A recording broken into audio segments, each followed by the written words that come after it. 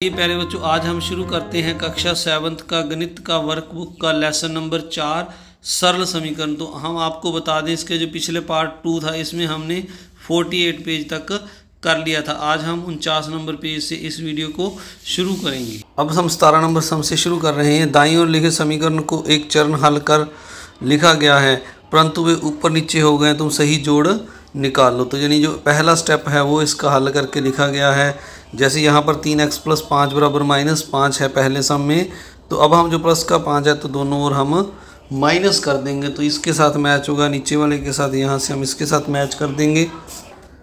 5x - 7 बराबर 2। अब 7 दूसरी तरफ जाकर प्लस का हो जाएगा, तो इसको हम यहाँ मिला देंगे, दोनों ओर प्लस कर देंगे, तो ये प्लस का आ जाएगा। x/5 बराबर 2, तो अब 2 दूसरी साइड में नीचे चला जाएगा, तो इसको हम यहाँ पर 2x बराबर 2 गुना 5 इसके साथ मैच कर देंगे। इस तरह जो अगला है इसका जो 3x बराबर 9 है, तो अब 3 जो मल्टीप्लाई है वो डिवाइड में चला जाएगा दूसरी साइड में, तो इसका हम यहाँ ऊपर इसके साथ मैच कर देंगे। इस तरह 3 बराबर 9x है, तो 9 दूसरी साइड आकर इसके वटा में लग जाएगा, यानी x बराबर 3/9 हो जाएगा। तो इसका हम यहाँ पर जो नीचे वाला है जी लास्ट में, यहाँ इसके साथ इसका मैच कर देंगे।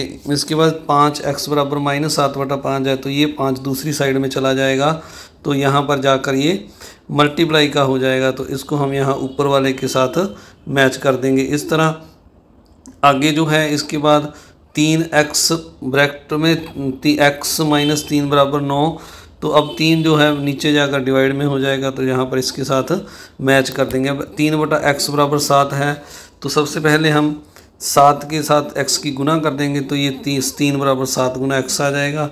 3y² / 4 बराबर -6 है, तो ये 3/4 दूसरी साइड में जाकर मल्टीप्लाई हो जाएगा, तो ये 4/3 हो जाएगा। y² बराबर -6 4/3। इसके बाद जो अगला है x + 1/5 बराबर 3, तो 5 दूसरी साइड में नीचे चला जाएगा, तो इसको थोड़ा सा कम करना पड़ेगा इसका साइज, तो ये यहाँ पर इसके साथ मैच होएगा।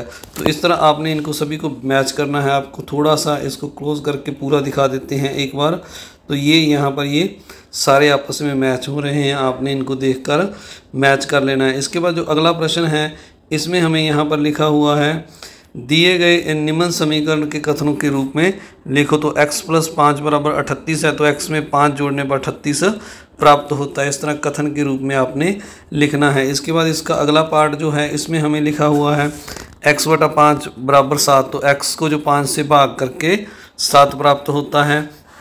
इस तरह यहाँ लिखा है 3x - 8 बराबर 35। 3 के x के 3 गुने में से 8 घटाने पर 35 प्राप्त होता है, तो इस तरह आपने इन दोनों को लिखना है। इसके बाद आगे है यहाँ पर लिखा हुआ गया है, नीचे दिए गए समीकरण में x के मान से समीकरण संतुष्ट हैं अथवा नहीं। तो यहाँ पर x बराबर +2 बराबर 7 है, तो x की वैल्यू 5 है।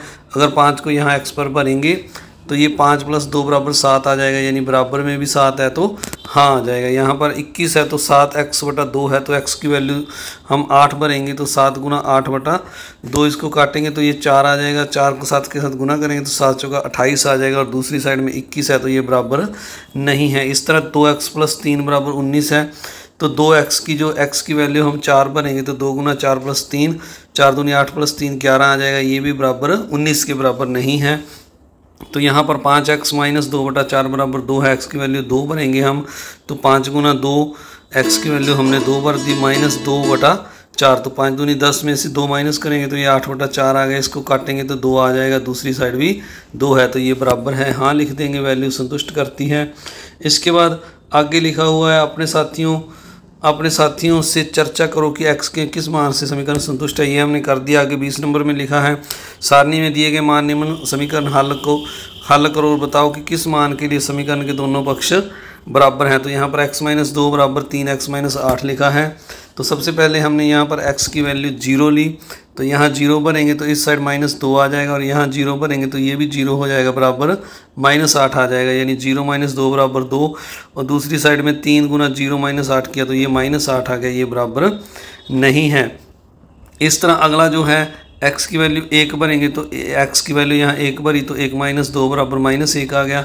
दूसरी साइड में यहाँ पर भरा तो 3 गुना 1 - 8, तो ये 3 माइनस 8 माइनस 5 आ गया, तो ये भी बराबर नहीं है दायां और बायां पक्ष। इसके बाद x की वैल्यू 2 भरी तो 2 माइनस 2 बराबर 0 इस साइड में। तो इस साइड में 3 गुना 2 माइनस 8, तो 3 दूनी 6 माइनस 8, ये माइनस 2 आ जाएगा। तो इस तरह से ये दोनों भी बराबर नहीं हैं।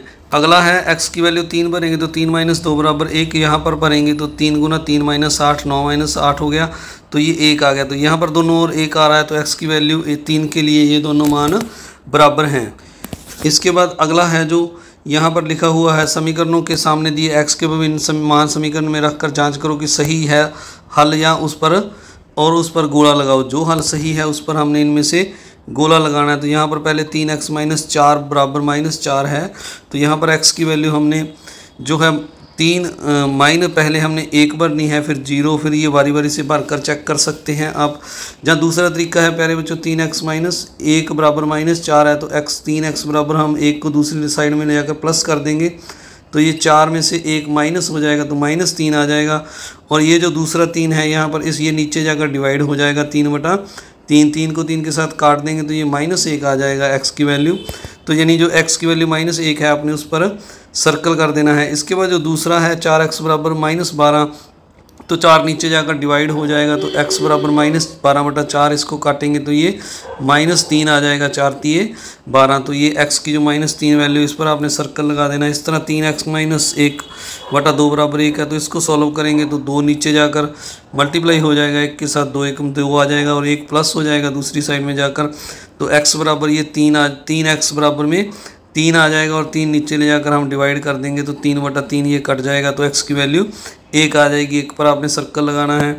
इस तरह जो अगला सम है यहाँ पर 9x² बराबर 9 है, तो 9 डिवाइड हो जाएगा नीचे जाकर, और तो ये 9 के साथ 9 कट जाएगा, 1 आ जाएगा। x² बराबर 1, तो x² बराबर 1 है, तो ये 1 का स्क्वायर हो गया, तो x बराबर 1 आ जाएगा। आपने इस पर सर्कल लगाना है। इस तरह -2x + 5 बराबर 13 है, तो 5 दूसरी साइड में जाकर माइनस हो जाएगा, तो ये 13 - 5 8 आ जाएगा। अब 2 जो है -2 नीचे डिवाइड कर देंगे, तो इनको काटेंगे तो x बराबर -4 आ जाएगा। इस पर आपने सर्कल लगाना है। तो प्यारे बच्चों ये आपने निकाल कर देखने हैं सारे सम। इसके बाद आप सभी से आगे बढ़ने से पहले एक बार फिर से रिक्वेस्ट, अगर आप चैनल पर नए हैं तो चैनल को सब्सक्राइब जरूर करें, वीडियो को लाइक करें और अपने दोस्तों मित्रों में इस वीडियो को ज़्यादा से ज़्यादा शेयर भी जरूर करें। तो आइए, यहाँ पर लिखा है शांति अपने घर से विद्यालय की ओर निकलती है। 10 मीटर पैदल चलने के बाद रास्ते में उसकी दोस्त मीनू मिलती है। फिर वह मीनू को साइकिल पर बैठाकर विद्यालय पहुँचती है। यदि शांति के घर से विद्यालय की दूरी x मीटर है, तो बताओ शांति ने कितनी दूरी साइकिल पर तय की।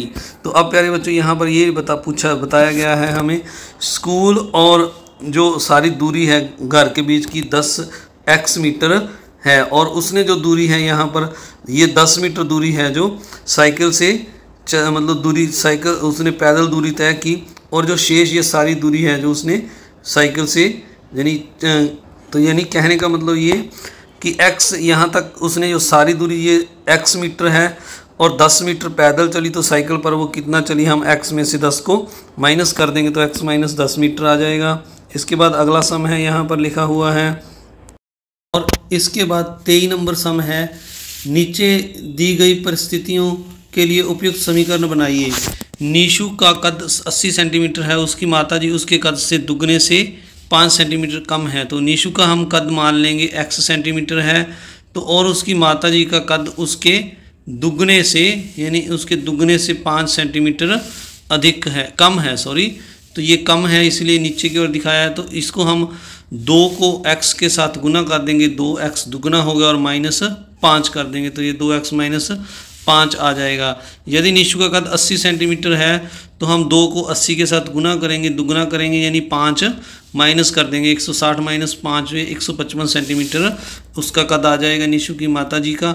उसके बाद अगला सम है, यहाँ पर लिखा हुआ है दूसरे सम में, सरोज के घर से डाकघर की दूरी 250 मीटर है। वह अपने साइकिल पर घर से डाकघर के लिए निकली। प्रारंभ के 2 मिनटों तक वह अपनी साइकिल 40 मीटर प्रति मिनट, अगले 3 मिनट x मीटर प्रति मिनट की गति से चलती है। इसके बाद भी 50 मीटर की दूरी बचती है। तो हम यहाँ पर अगर देखिए, पहले जो है 40, फिर 40, फिर जो है x मीटर और फिर x और फिर 50 मीटर, तो ये सारी जो दूरी है 250 मीटर है। तो पहले 2 मिनट के लिए उसने 40 मीटर मतलब 40 मीटर प्रति मिनट, तो ये 1 मिनट में 40 और दूसरे में 40, यानी 2 मिनटों का ये 80 हो गया। और अगले 3 मिनटों के लिए वह x 3 मिनट x प्रति मीटर की दर से प्रति मिनट चली, तो 1 मिनट में x, दूसरे में x और तीसरे में x, और फिर दूरी 50 मीटर शेष बचती है, तो ये दूरी 50 मीटर होगी। तो हम इसको इसी तरह 40 जोड़ x जोड़ x जोड़ x जोड़ 50 लिखेंगे, तो ये 40 40 80 हो जाएगा, और ये 50 है, इसको जोड़ेंगे तो ये 130 और ये 3x प्लस 130 बराबर 250, 3x बराबर 130, दूसरी साइड में जाकर माइनस हो गया तो 120 आ गया, और 3 को हमने डिवाइड कर दिया तो 120/3, इसको काटेंगे 3 एकम 3 4 तिये 12, तो ये 40 आ गया। तो इस तरह x की वैल्यू जो है वो 40 मीटर आ गई है। इसके बाद अगला जो सम है इसमें यहाँ पर लिखा हुआ है निम्न सवालों को हल करो। तो दो संख्याओं का योग 35 है, यदि पहली संख्या 3 है तो दूसरी संख्या बताओ। तो मानना दूसरी संख्या हमने x मान ली और दोनों का योग x + 3 35 के बराबर है। अब 3 माइनस कर देंगे 35 में से तो 32 दूसरी संख्या आ जाएगी। इस तरह अगला सम है। आगे बढ़ने से पहले आप सभी से एक बार फिर से रिक्वेस्ट, अगर आप चैनल पर नए हैं तो चैनल को सब्सक्राइब जरूर करें, वीडियो को लाइक करें और अपने दोस्तों मित्रों में ज़्यादा से ज़्यादा इस वीडियो को शेयर भी जरूर करें। आप देख रहे हैं VMC वैदिक मैथ क्लासेस। तो 2 नंबर सम में लिखा है पुत्र की आयु पिता की आयु का 1/4 है। यदि दोनों की आयु का योग 45 वर्ष है तो पिता व पुत्र की आयु ज्ञात करो। तो अब हमने पिता की आयु x मान लेनी है और पुत्र की आयु 1/4 है तो x/4 वर्ष आ जाएगी। अब दोनों का योग x + x/4 का योग, दोनों का योग 45 है।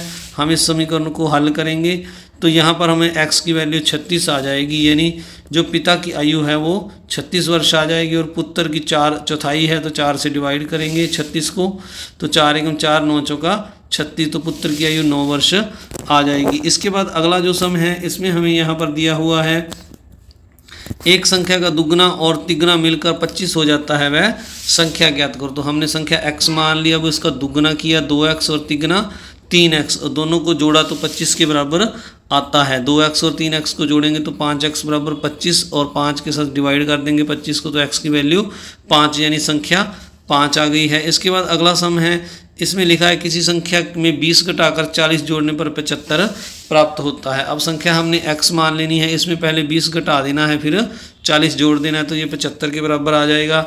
अब हम इस समीकरण को हल करेंगे तो ये x जोड़ 20 बराबर 75 आ गया, और यहाँ से x की वैल्यू 55 आ गई, यानी संख्या 55 आ गई है। आगे है दो क्रमागत संख्याओं का योगफल 87 है, तो दोनों संख्याएं ज्ञात करो। तो हम मान लेंगे दोनों क्रमागत संख्याएं लगातार जो होती हैं, पहली x मान ली और उससे अगली में 1 जोड़ देंगे x + 1।